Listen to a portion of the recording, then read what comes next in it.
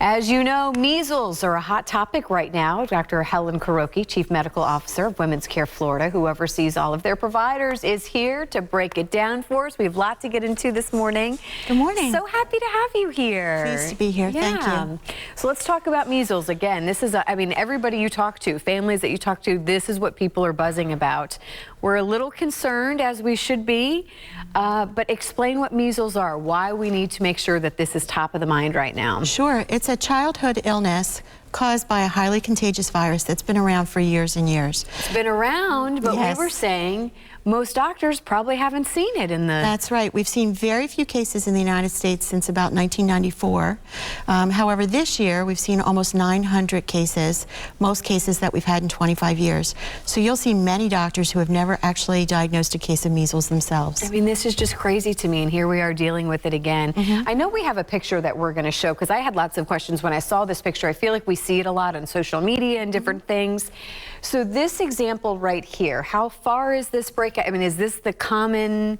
Is this what it looks like? This is a pretty common picture for measles. So it takes you about 1 to 2 weeks from the time you're infected to actually develop the rash. Okay. The rash starts at the top of your head, moves its way down across your chest, and then across your arms and legs. It takes about 4 days overall to get the rash.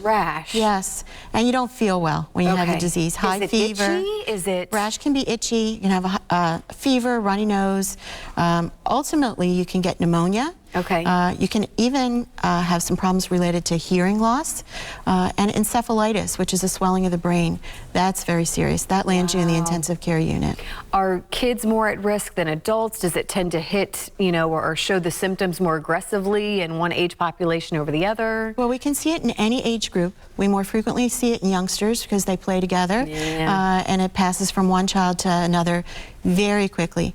But because we have many adults who are not vaccinated, we'll see it in adults as well. We also see it in groups that are immunocompromised, like their immune system doesn't work well because they're on chemotherapy, for example. But we see it in pregnant women, and that's a special group and a special concern for us. Yeah. So what do we, you know, here in the Bay Area, what is our risk factor right now? Obviously, this can change. It's day by day. So what do you want people in the Bay Area to know about? The CDC, the Center for Disease Control, is following this very carefully. We've had almost 900 outbreaks across the country this year alone, which is much higher than anything we've seen in the last 20+ years.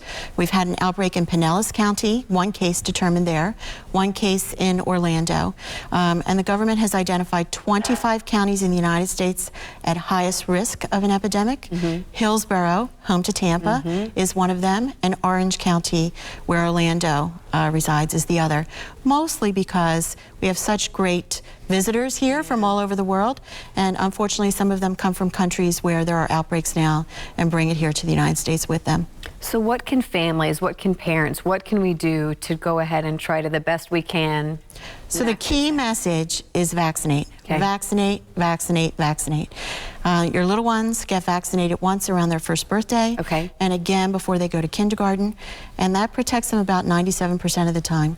For adults, if you're not sure, you can get a blood test, a titer, to see if you're immune. Did most adults though? I mean, that was part of the routine? So those born before 1957, who are about 62 this year, almost all of them have had measles, so they don't have to be vaccinated. Those of us who are a little bit younger than that, most of us were vaccinated before we went to kindergarten. But if our immunity has worn off, we may need a booster shot. So if you are unsure, though, there is a blood test that you can... That's exactly right. Okay. And then for pregnant women, or maybe someone who's thinking about becoming pregnant? So if you're thinking about being pregnant and you're not sure if you've been vaccinated, get the blood test and we can vaccinate you prior to pregnancy. In pregnancy, we cannot vaccinate you. It's a live, although weak vaccine, and could cause a problem for the newborn.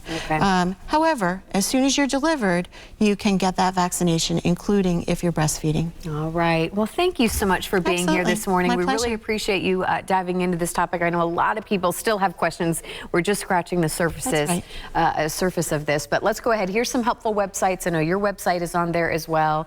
And certainly people need to be educated, keep informed on this. We know, again, this can change day by day as well. Every week it changes, Thank you so much. We appreciate your time this morning. Appreciate being here. Thank you.